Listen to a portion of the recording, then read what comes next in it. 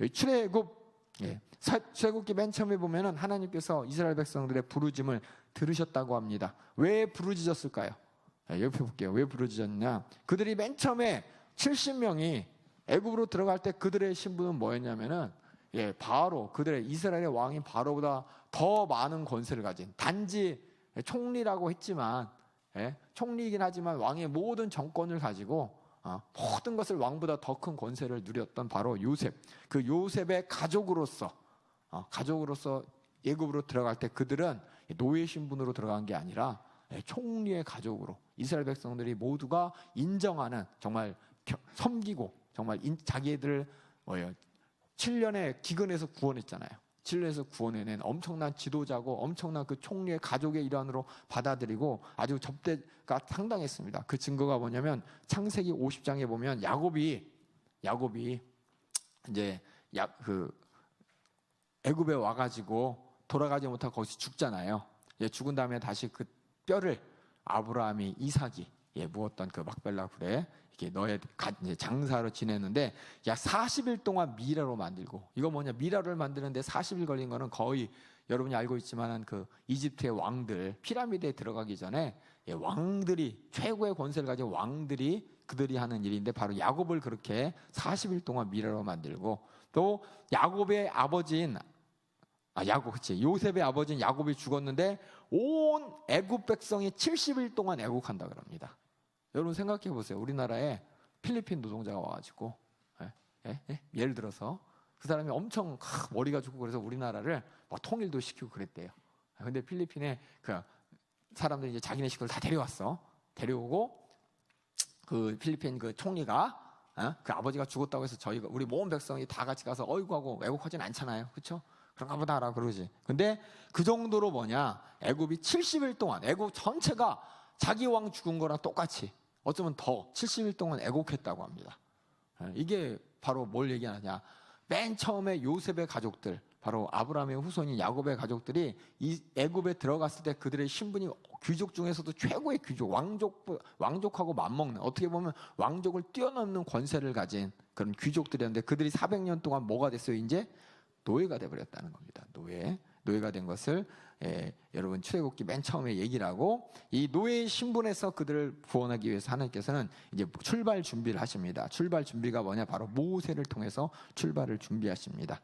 모세가 어떻게 출생했는지 여러분이 이집트 왕자 모세 이야기를 잘 보시면 알 수 있고 성경을 보면 잘 알 수 있습니다. 창세기 약속대로 이제 70명의 가족이 민족이 됐는데 그 민족을 바라보는 때 애굽 사람들이 400년이 지나면서 그들이 얻었던 은혜, 7년 대기근을 통해서 그 이집트 문명이 보존되고 애굽 왕조가 보존된 그 은혜를 다 망각하고 무슨 일이 있었는지 기억도 안 하고 단지 그들을 학대하며 종살이를 시킵니다. 그 가운데 모세가 출생하게 되고, 근데 모세가 출생했는데 누명을 쓰고 미디안으로 도망간 중에 하나님께서 이스라엘의 그 부르짖음, 하나님을 부르짖는 걸 보시고 이제 모세를 통해서 그들을 구원해낼 계획을 세우십니다. 그 가운데서 모세를 부르시는데, 모세를 부르시면서 하나님께서는 구체적으로 나타나셨고 하나님 자신이 누군지를 나타냅니다. 그리고 네 번째, 근데 모세는 뭐예요? 거부합니다. 거부하는 모세에게 하나님께서는 이적을 보여주시고, 또 모세가 핑계대니까 그 핑계를 다 무마시키면서 애굽으로 갈 수밖에 없는 환경을 만드십니다. 그 밑에 보면 모세의 5가지 핑계가 나옵니다. 하나님께서 모세를 쓰시겠다고 하는데 모세가 핑계를 댑니다. 아셔요, 여러분들? 5번이나 싫다고 했어요. 안 간다 그랬어요. 그래서 첫 번째 뭐냐? 3장. 내가 도대체 누군데 왜 하필이면 왜 납니까? 내가 누군데 내가 됩니까? 그러니까 하나님께 뭐라 그랬습니까? 네가 중요한 게 아니고 바로 내가 너랑 함께 있으니까 넌 네 자신이 누구인지는 신경 쓰지 마. 내가 같이 할 거야. 여러분들이 누구인지는 하나님께서 중요하게 생각하지 않으십니다. 중요한 건 하나님이 여러분하고 함께 계시다는 겁니다. 세상 가운데 나갔을 때, 어디에 있을 때 여러분들이 나는 못해, 맞아, 내가 이게 아니에요. 또 어떤 사람들은 내가 너무 잘나서, 중요한 건 하나님이 함께 계시느냐, 하나님이 쓰시느냐, 이것이 문제인 것입니다. 이렇게 모세가 자기 자신이 이집트 왕자였던, 자기 자신이 왕족 훈련을 받았던, 아니면 자기 자신이 지금 양을 치는 80세 늙은이던, 중요한 게 아니라 하나님이 함께 계시기 때문에 이것이 중요하다는 것이고, 두 번째는 뭐냐? 하나님에 대해서 잘 모르겠다고 합니다. 목소리는 듣지만 내가 만약 갔을 때 사람들이 야, 네가 하나님이 보냈다. 그 하나님이 누군데? 라고 물어보면 나는 뭐라고 대답합니까? 나는 당신의 이름을 무엇이라고 해야 됩니까? 라고 했더니 하나님께서는 그 대답할 말까지 주시는 자. 우리나라 말로는 스스로 있는 자라고 했습니다. 그들에게 스스로 있는 자. 이게 바로 뭐냐? 하나님이 한국말을 통해서 우리에게 하나님 자신을 공표한 것입니다. 영어로는 뭐라고 되어 있는지 볼게요. 영어로는 I am who I am. 왜 M이? 영어의 뉘앙스는 이거예요. 근데 who라고 안 하고 제가 that이라고 할게요. 관계대명사인데 that I am이라고 하시고, 또 히브리 말로는 뭐라 그랬을까요? 읽으시겠어요? 예? 이거를 읽으면 여호와라는 그 말이 히브리 말이에요. 정확하게 여호와 아니에요. 저희가 뭐예요? 바켓스 이러죠? 근데 원래 발음 뭐예요? 바스켓이죠, 바스켓. 예, 그 바켓이란 것처럼 원래 이 발음이 우리 여호와라고 써 있지만은 야훼하고 막 야훼 들어보셨죠? 예, 야훼라는 뜻이에요. 그러니까 이 뜻이 뭐냐? 우리나라 말로는 이렇게 하나님께서, 그러니까 이 글을 중요한 게 이 안에 들어있는 의미가 중요해요. 의미가 왜 하나님께서는 여호와 I am that I am 스스로 있는 자라 이렇게 각각의 말로 소개했는데, 이게 어떻게 이게 I am that I am이 어떻게 스스로 있는 자가 되는 거예요? 이게 뭐냐? 이 안에 뉘앙스를 아셔야 돼요. 뉘앙스를. 이게 뭐냐면 여러분이 비동사 아시죠? 비동사 I am a boy 할 때 많이 배웠죠. 나는 뭐뭐이다. 예, 비동사를 보면은 이다라는 뜻도 있지만 뭐가 있냐면 here I am 뭐예요? 나 여기 있어요 라는 말도 있죠. 그러니까 있다라는 말도 있어요. 존재한다는 말도. 그래서 옆에 있는 첫 번째 나온 M은 뭐뭐이다. 두 번째 뭐는 존재한다. 그래서 뭐냐면 이게 크게 해서 뭐냐, I am a boy 하는 것처럼 요 자체가 바로 하나님이라는 거예요. 나는 나는 있는 사람이야. 근데 이걸 가만히 보셔야 돼요. 영어 되게 어려워요. 이 언어를 내가 여러분에게 어렵지만 제가 설명하는 이유는 이런 걸 좀 알고 계시라고. 이게 뭐냐면 시제라는 걸 여러분이 혹시 젊은 우리 학생들 배웠죠? 시제는 뭐가 있죠? 예, 현재가 있고 과거가 있고 미래가 있고, 그렇죠? 완료 시대도 있고 진행 시대 있고 여러 가지가 있죠, 그렇죠? 근데 여러분 이게 참 우리나라 말하고 영어하고 히브리 말하고 틀린 게 뭐냐? 히브리 말에 이 말이 이제 이렇게 변신이 된 건데 뭐가 있냐면은 이 영어 시제는 현재만 있죠. 예, 근데 히브리 말 시제는 뭐가 있냐면 과거, 현재, 미래를 통틀는 시대가 있어요. 그래서 I am 하면 나는 있다라는 걸로 우리가 해석되지만 영어로 실질적으로 뭐냐? 나는 과거에도 있었고 지금도 있고 앞으로도 있는 그 존재야. 우리 인간은 어때요? 과거에 있었나요? 앞으로 있나요? 이 천지 만물이 과거에 있었나요? 앞으로 있었나요? 다른 모든 것들은 뭐예요? 그러니까 뭐예요? 우리가 시간 안에 존재하는, 다시 말해서 이게 뭐냐? 시간을 초월해서 나는 항상 있었던 존재야 라는 것이 바로 뭐냐? 야훼, 여호와라는 의미를 영어로 이렇게 쓴 거예요. 영어로. 그래서 영어에서는 이 시제가 영어에는 과거, 현재, 미래, 뭐 완료 이렇게 다 구분되어 있기 때문에 이게 통틀어는 시제가 없으니까 그냥 이렇게 현재로 쓴 거예요. 그래서 뭐냐? 이 여호와라는 말 자체가 뭐냐면 나는 과거에도 현재에도 미래에도 계속해서 존재하는 존재야. 과거에도 존재했고 지금도 존재하고 앞으로도 존재할 바로 나야. 이 말은 뭐냐면 예를 들어서 이 성경책은 과거에 없었죠. 만들어야 있는 거죠. 예, 또 앞으로 소멸되면 없어질 거죠. 하나님은 누가 이렇게 만들 수 있는 사람도 아니고 소멸되지도 않는 분인, 영원히 존재하시는 분이다라는 게 바로 야훼. 하나님이 우리에게 자신을 소개시켜 주는 거예요. 하나님이 우리에게 스스로, 그 말을 우리나라 말로는 뭐냐? 스스로 있는 자다. 이 안에는 과거도 현재도 미래도 다른 모든 물질과 대상과 영적인 존재들은 하나님이 창조하셨고 하나님이 있어야 있지만 하나님은 그런 분이 아니라 그 창조 이전부터 홀로 영원히 계신 분. 하나님의 어떤 분인지 인정하시죠? 이제 개념 보세요. 우리나라의 하나님이란 단어는 뭐예요? 하나님 이렇게 되죠? 또 어떤 사람은 하느님, 하늘님이 하느님이 됐다. 이렇게 그 단어를 통해서 그 존재가 어떻게 생겼는지를 우리가 알 수 있잖아요. 그렇죠? 하나님, 하나뿐이신 어떤 절대자, 하느님 뭐 저 위에 계시는 우리가 존재하지 않는 저쪽 위에 뭔가 통치하고 그런 분, 이렇게 의미를 갖는 것처럼 이 원어로서 하나님께서는 자신을 어떻게 소개했냐면 나는 과거에도 현재에도 미래에도 이 세상에 다른 것들은 창조되고 소멸되지만 나는 창조되거나 소멸될 존재가 절대 아닌 나는 영원히 존재하는 생명이고 영원히 존재하는 자체다 라는 것이 바로 여호와, 야훼, 영어로는 I am, that I am, 우리나라로는 스스로 있는 자라고 하나님 자신을 소개했습니다. 무슨 말씀인지 알겠죠? 그러니까 하나님이 우리가 알고 있는 하나님, 여러분은 하나님을 어떻게 인정하시는지 모르겠지만 하나님은 자신을 그렇게 소개하셨어요. 나는 과거에도 현재에도 미래에도 어쩌다 생긴, 창조된, 없다가 생긴 것도 아니고 또 소멸될 존재도 아니고 이 세상의 모든 것은 나타났다 사라지고 소멸되고 없어지지만 나는 계속해서 존재하는 분이다 라고 자기 자신을 소개시켰습니다. 이것이 바로 모세에게 하나님이 자신을 소개시켜 주신 것이고, 그다음에 4장 1절 그랬더니 이제 또 핑계를 댑니다. 모세가 사람들이 내 말을 안 믿을 테 내 말에 어떻게 내 말을 이거 믿을까요? 그랬더니 이적을 보여주면서 이적이 너랑 같이 있을 것이라고 이적을 보여주고, 또 핑계 댑니다. 내가 말을 잘 못해요. 제가 내가 모세가 이제 그러죠. 나 잘 말 주변도 없고요. 말 잘 못해요. 사람 앞에 서면 떨려가지고 떠듬이래요. 잘 못해요. 그랬더니 하나님께서 뭐라 그랬냐? 내가 할 말을 가르쳐 줄 테니까 너 걱정하지 마. 할 말까지 내가 가르쳐 줄게. 근데 사도행전 7장 22절 한번 볼까요, 여러분? 사도행전 7장 22절 볼게요.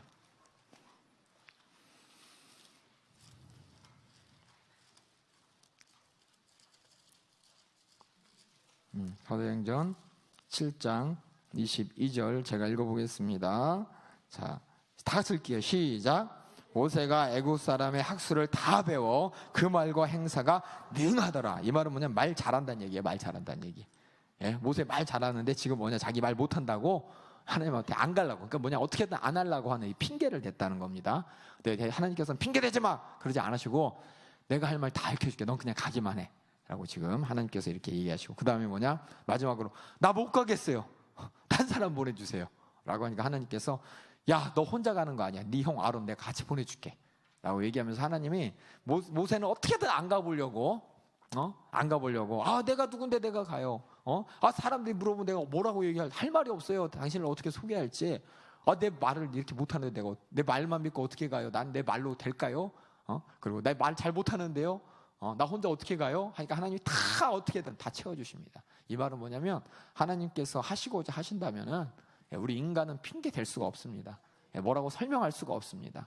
우리 인간의 머리로 나는 못해요, 나는 안 돼요, 이건 왜 이래요? 라고 하지만 하나님께서 그거에 대한 합당한 이유를 다 대실 수 있는 분이에요. 우리는 핑계 댈 수도 없고 못한다고 할 수도 없습니다. 하나님의 뜻에 그냥 순종하는 것, 이것이 최고의 답입니다. 정말 모세를 보면 우리의 모습 아닙니까? 하나님께서 이것 좀 해줘. 그럼 이래서 못해요, 저래서 못해요. 근데 하나님께서 우리에게 가만히 계시죠. 참 하나님께서 저 같으면 제가 이제 자주 쓰는 표현이 뭐냐면 치사해 안 해, 태태태 뭐 이러고 말 텐데, 하나님께서는 자기의 뜻을 세우셨을 때 또 자신의 일에 대해서는 모든 핑계거리가 아니라는 걸 지금 보여주시는 겁니다. 그래서 모세를 보내셔서 쓰시는 일을 바로 알게 됩니다. 그래서 여러분들이 출애굽기 3장 4장을 보시면서 모세의 모습, 모세의 표정을 한번 생각해 보세요. 하나님 앞에 어떻게든 안 가보려고 막 이리저리 빼는 모습, 하나님께서는 그 모세에 대해서 어떻게 말씀하시는지를 한번 찾아보시면서, 그렇다고 여러분들이 핑계 대라는 얘기 아닙니다. 핑계 대도 소용없다는 겁니다. 바로 이 말은. 그래서 이렇게 모세를 부르시는 얘기, 이게 출애굽의 첫 번째 얘기고, 이제 모세를 부르셔서 이제 모세를 애굽으로 보내십니다. 가자마자 바로는 말도 안 되죠. 그렇죠? 80 먹은 농부가 아니고 양 치는 사람이 와가지고 내 백성 데리고 가서 하나님께 제사 드리겠습니다. 그랬더니 콧방귀도 안 끼죠. 지금 뭐 하는 짓이냐고. 그래서 너 할 거나 해라. 그리고 계속해서 이스라엘 백성들을 괴롭힙니다. 오히려 더 핍박하고 일을 가중시킵니다. 그랬더니 도리어 원망이 나타나고, 그 원망하는 모습들, 너 때문에 우리가 이렇게 고생한다라고 이스라엘 백성들이 모세를 향해서 원망하는 모습을 보면서 모세가 낙담하지만 하나님께서는 계속해서 모세를 격려해 주시면서 계속 선포합니다. 모세가 한 번만 핑계댄 게 아니라 6장에 보면은 또 안 가려고 해요. 안 가려고 하니까 다시 한번 하나님께서 이렇게 말씀하십니다. 계속해서 말씀을 격려하시고 증거를 보여주시고 확실한 비전도 보여주십니다. 그래서 7장부터 12장까지는 이제 모세와 아론에게 명하셔서 10가지 재앙을, 10가지 표적들을 통해서 하나님의 살아계심과 애굽 신들이 얼마나 힘없는 아무것도 아닌 것을 보여주고 진짜 하나님이 누군지를 이제 보여줍니다. 여기서 이제 여기 보면 뭐 이스라엘이 당하지 않는 재앙, 맨 처음에 이스라엘하고 상관없었어요. 나일강이 피로 변하는 거, 개구리 나오는 거, 또 이가 막 늘어나는 거, 이거는 이스라엘하고 상관없었고, 그 다음부터 이제 파리, 악질, 이때부터 이스라엘들도 똑같이 고난을 받는다는 것을 여러분이 보시면 되고, 시행하는 게 누군지도 그냥 한번 보시고, 중요한 건 뭐냐면 각 재앙이 나타날 때마다 바로에게 가서 보내달라. 이 재앙이 이렇게 나타나는데 무섭지 않냐, 보내달라라고 했을 때 바로의 반응을 보면 맨 처음에는 절대 안 돼라고 했어요. 근데 이런 재앙 가운데 바로가 뭐라 그랬냐, 그러다 이제 재앙이 끝이니까 마음이 자꾸 변하죠. 그래서 맨 처음에 뭐라 그랬냐, 저 파리 재앙 끝에는 뭐냐, 이 땅에서 드려, 가지마, 하나님 앞에 예배 드린다, 그냥 여기서 드려, 여기서 멀리 가지 말고 여기서 드려 라고 했다가 또 재앙이 나타나니까 빨리 가라 그러다 재앙이 끊어지니까 다시 불러서 안 돼, 계속해서 반복됩니다. 그 반복된 게 바로의 마음이 조금씩 바뀝니다. 하나님께서 단번에 바꿀 수도 있지만 이 10가지 재앙을 통해서 하나님의 살아계심을 분명히 알려주려고, 또 바로 그 애굽의 바로는 그거에 대한 반응이 조금씩 변화. 처음엔 절대 안 돼, 멀리 가지 말고 여기서 제사 드려, 남자만 가. 그 다음에 뭐예요? 저 흑암의 재앙 뒤에는 야, 너희들이 갖고 있는 짐승 소유물을 놔두고 애들까지 가서 드리고 다시 와 라고 하는데, 이 장자 사망, 첫째 사망 뒤에는 다 가, 빨리 가, 등을 떠밀어서 보냅니다. 필요하면 달라고 해서 다 가지고 가. 이게 뭐냐, 한 번에 그럴 수도 있지만 하나님께서는 10가지 재앙을 통해서 이 이스라엘 백성들, 아까 얘기했지만 이스라엘 백성들이 하나님을 알아요, 몰라요? 모르죠. 그 하나님을 더 잘 알 수 있도록 이런 10가지 재앙을 통해서 하나님의 권세와 하나님의 권유, 하나님의 능력을 확실하게 보여주고 이 이스라엘 백성들을 데리고 나오는 겁니다. 그러니까 10가지 재앙이 무슨 의미인지 한번 생각해 보세요. 여러분이 이스라엘 백성들이에요. 여러분 이스라엘 백성이고 애굽에서 노예 생활하는데 모세가 와가지고 막 뭐 할 때마다 막 이상한 재앙이 막 나타나고 죽을 것 같은 재앙이 나타나고, 그거를 10번을 겪었어요. 10번을. 그럼 여러분들이 하나님에 대해서 어떻게 알겠습니까? 한 번이면 어쩌다 그럴 수 있지, 두 번 하면 두 번까지 그럴 수도 있지라고 하지만 그 재앙의 강도가 점점 세지고 그거에 대한 많은 사람들의 반응이, 자기의 반응과 또 애굽의 반응, 이걸 바라보면서 마지막 10번째 재앙이 딱 끝나고 등 떠밀다시피 해서 애굽을 떠나는 이스라엘 그 백성들, 달라는 거 다 줄 테니까 가라니까 아무 데 가서 막 요구하는 대로 다 가지고 은과 금과 먹을 거 가지고 다 떠납니다. 이걸 바라봤을 때 이스라엘 백성들이 하나님에 대해서 얼마나 더 확실하게 알고 갈 수밖에 없냐 이거죠. 그러니까 여러분들 10가지 재앙이 그냥 10가지의 의미가 아니라 10가지를 통해서 우리가 알 수 있는 그 의미 한번 보겠습니다. 하나님은 인간 사이에 능동적으로 분명히 살아계신다는 겁니다. 살아계신 하나님을 이스라엘 백성들, 또 애굽 모든 사람들이 부인할 수 없게 알게 됐고, 또 재앙이 아니라 실은 애굽에 대한 심판과 애굽 신에 대한 심판입니다. 큰 하나님의 섭리론적으로 보면은 하나님을 도전하고 우상 숭배하는 자들에 대한 하나님의 심판인 것입니다. 여기 나오는 나일강이 피로 변한 거, 개구리가 들뜬 거, 이게 다 뭐냐? 그들의 신이에요, 신. 그들은 나일강을 통해서 풍요를 얻었는데 그 신이 하나님께서 개입하니까 아무 힘을 쓸 수 없는 신이 아닌 거예요. 그들이 개구리를 섬겼지만은 그 개구리가 도리어 그들을 해하고 그들을 힘들게 만드는 거예요. 진짜 하나님이 누구냐? 이것을 이스라엘 백성과 더불어서 애굽에게 알려주시는 바로 하나님의 심판이 있는 것이고, 마지막에 이제 장자 사망하는 그 유월절, 장자 치는 날, 하나님께서는 이 장자 사망에 앞서서 이스라엘 백성들에게 명령을 하십니다. 뭘 하라 그랬냐면 1년 된 수양을 잡아 구워라. 그리고 언제든지 떠날 수 있도록 허리에 띠를 띠고 발에 신발을 신고 손에 지팡이를 잡고, 이거 뭐냐면 언제라도 떠날 수 있도록 준비하라는 겁니다. 바로가 떠나라고 말도 안 했는데 이 재앙 뒤에는 분명히 떠날 것이기 때문에 자지 말고, 자다가 못 일어나갖고 허둥지둥하지 않도록 앉아갖고 1년 된 수양을 잡아 구워 먹으면서 떠날 준비, 허리띠 띠고 신발 신고 손에 지팡이를 치고, 중요한 건 뭐냐면 양을 잡아서 피를 문설주와 임방에 이게 붙이라는 것이죠. 그 얘기 뭐냐면 피를 보면서 그 사망이 넘어가는 겁니다. 왜냐? 이미 죽음이 뭐예요? 죄값이 치러졌기 때문에. 다시 말해 이 죽음이 치러졌다는 뜻입니다. 그래서 유월이 뭐냐면 이렇게 넘어간다는 뜻이에요. 유월.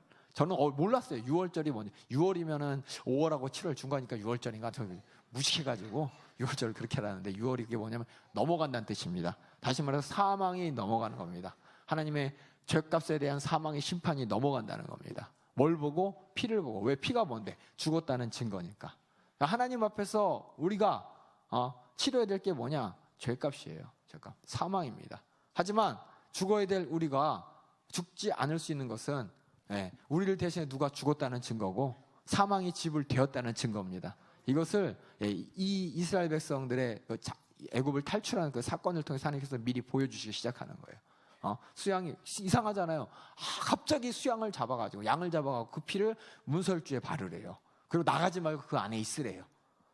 도대체 이게 무슨 의미인가? 하나님께서 이스라엘 백성들만 보는 게 아니라 쭉 이스라엘 그 뒤에 역사와 또 우리에게까지 말씀하고 싶은 내용이 뭐냐면 사망은 피를 보며 넘어간, 다시 말해서 죄의 심판은 넘어가는데 피를 왜? 죄값이 치러졌기 때문에, 죽었기 때문에. 다시 말해서 예수님께서 6월절 어린 양의 피다. 그 얘기 뭐냐면 그 이스라엘 백성들이 애굽에서 종노릇하면서 희망도 소망도 없이 억압받고 살지만 그들이 나올 수 있었던 이유는 뭐냐면은 사망이 넘어갔기 때문에, 그 피를 보고 넘어갔기 때문에 그들이 자유한 것처럼 우리도 마귀 괴계에서 얽매였지만은 그 마귀에 얽매여서 죄를 짓고 지옥 갈 수밖에 없는 이런 불의의 병기로 사용되지만 예수를 믿음으로 말미암아 그 예수의 피를 보고 더 이상 사망이 간섭할 수 없는, 사망이 넘어가는 은혜로서 우리가 살게 되었다는 것을 앞 뒤에 예수를 통해서 보여주시기 전에 예수님이 오셔서 그것을 보여주는 것을 이스라엘 역사 가운데 미리 예표하신 겁니다. 그래서 그 찐한 거 한번 읽어볼게요. 6월. 그래서 그들이 뭐냐? 양을 잡아 구워 먹으면서 이제 떠날 준비를 하죠. 읽어보겠습니다. 시작. 찐한 거 시작. 하나님이 자기 백성을 아무 공로 없이 은혜로 구원하신 출애굽을 기념하라. 그래서 6월절 하면 우리 예수 믿는 사람들은 예수님이 떠오르죠. 그렇죠? 근데 이스라엘 백성들, 유대 사람들은 6월절 하면 뭐냐면 우리가 애굽에서 종노릇하던 우리가 지금 이 팔레스타인, 우리가 살고 있는 나라에서 이 나라를 건설할 수 있도록 하나님이 우리 민족을 끄집어낸 날. 만약 하나님께서 그때 구원하지 않았으면 그들은 계속 애굽에서 종노릇하다가 흐지부지 되면서 어떻게 사라졌겠죠. 하지만 그들이 유대인이 그 하나님께서 구원하셨기 때문에 약속의 땅에 있고 또 하나님 말씀을 붙잡고 하나님의 구원의 역사 가운데 그들이 하나님의 경험하고 다윗 또 여러 가지 왕들을 통해서 하나님이 만나주시고 그들이 통해서 하나님의 섭리가 이루어진 것을 알기 때문에 이 6월절을 애굽에서 나온 날이 그들에게, 우린 독립기념일이잖아요. 그렇죠? 우리의 독립은 언제 일어났죠? 45년이죠. 지금 몇 년 됐죠? 몇 년 됐어요? 70년 좀 넘었죠. 그렇죠? 독립이. 그렇죠? 70년 됐는데도 우리가 광복절 그러면 이러잖아요.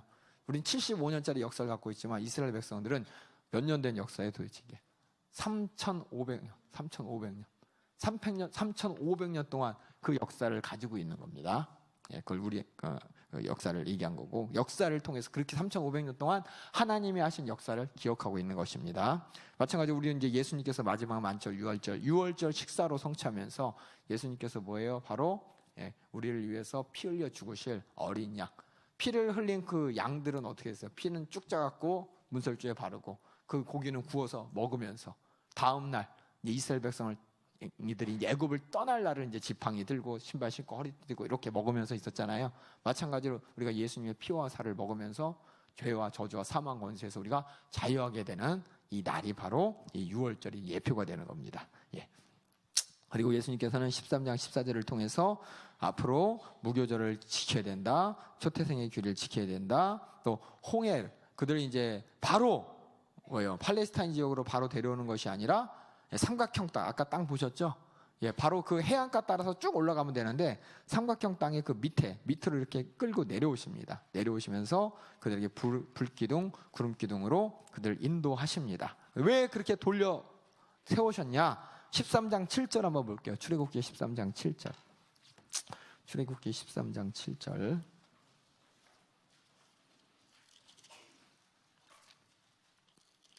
출애굽기 13장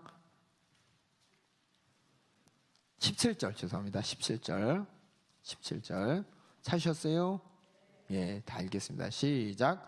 바로가 백성을 보낸 후에 블레셋 사람의 땅은 길이 가까울지라도 하나님이 그들을 그 길로 인도하지 아니하셨으니 이는 하나님이 말씀하시기를 이 백성이 전쟁을 보면 뉘우쳐 애굽으로 돌아갈까 하셨음이니라. 다시 말해서 하나님께서 이제 교육이 그러니까 뒤로 못 돌아오게 홍해로 가면은 바다 건너가야 되니까 돌아갈 생각이 없게 되기 때문에 또 하나님의 섭리 가운데 애굽 그 병거들을 한 번에 처리하고 그들 안전하게 보호하기 위해서 여러 가지 이유로 보냈는데, 이 말은 뭐냐, 하나님이 우리를 너무 잘 아세요. 이스라엘 백성들이 앞으로 어떻게 될 거를 더 잘 아셔요. 하나님이 여러분들을 앞으로 어떤 선택을 하고 어떻게 될지 더 잘 아십니다. 때로는 여러분들에게 가혹하게 하나님이 요구하십니다. 때로는 하나님이 이론에 마치 쉬운 길이 있지만 멀리 돌아가라고 하십니다. 여러분들이 그때 하나님의 말씀하고 내 판단하고 잘 비교하실 때 이때를 생각하셔야 돼. 과연 하나님께서 왜 가까운 길로 갈 수 있는데도 불구하고 멀리 돌아가게 하셨나? 하나님이 우리를 더 잘 알기 때문에 하나님이 더 확실하게 우리를 책임지기 위해서 그렇게 한다는 것을 여러분이 아셔야 돼요.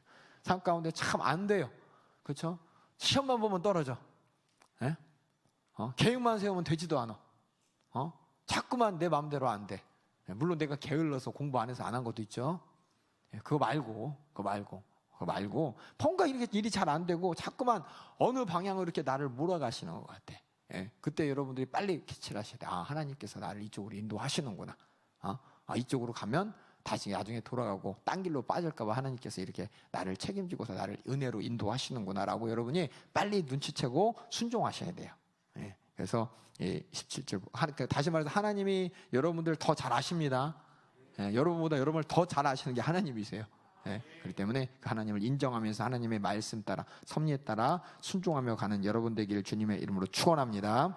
그렇게 바로 갈 수 있지만 홍해 쪽으로 하나님이 오게 하시고 14장에 보니까 홍해에 도착했는데 바로가 뒤에서 막 따그닥 병가를 들고 막 쫓아옵니다. 백성들이 원망합니다. 차라리 우리가 그냥 죽을 걸, 여기서 우리를 죽게 만드냐, 차라리 우리가 노예로 살면 살았지 여기서 이렇게 홍해 앞에서 비참하게 죽어야 되냐 라고 이제 할 때 모세가 백성들을 위로하고 또 하나님 말씀에 따라 지팡이를 내밀어서 홍해를 가르게 만들고 이스라엘 백성들은 그 홍해 그 바다 밑으로 쭉 파고 들어가면서 들 동안 그 병거들은 하나님께서 흑암을 만드셔가지고 빠져나오지 못하게 하셔서 백성들을 보존하시고 또 그들이 홍해를 다 건넌 다음에 그 흑암이 사라지니까는 그 병거를 탄 애굽 병정들이 막 우리도 들어가자 우르르 들어갔다가 다 몰살당해서 다시는 쫓아올 수 없는, 어떻게 쫓아올 기력이 없어요. 병거들이 다 빠져버리고 애굽의 그 이집트의 그 모든 군력이 다 사라졌기 때문에 이스라엘 백성을 쫓아올 수 없게 만든, 어떻게 보면 정말 지금 앞에 홍해가 있고 뒤에는 막 병거로 칼 들고 막 죽이려고 쫓아오고 당장은 힘들지만 그 길을 통해서 하나님께서 더 안전하게 보존해 주시는 하나님의 섭리를 우리가 보게 됩니다. 이렇게 하나님께서 이렇게 출애굽을 하셨습니다. 그래서 출애굽에서 중요한 게 뭐냐면 첫 번째는 모세를 부르시는 장면이 있죠. 모세를 부르실 때 하나님 모세의 관계를 여러분이 잘 보시고, 두 번째는 출애굽을 위해서 10가지 재앙, 10가지 재앙과 이 재앙을 통해서 하나님께서는 이스라엘 백성들에게 왜 10가지 재앙을 통해서 뭘 깨닫게 하시려고 하셨는지 이것도 여러분이 보셔야 됩니다.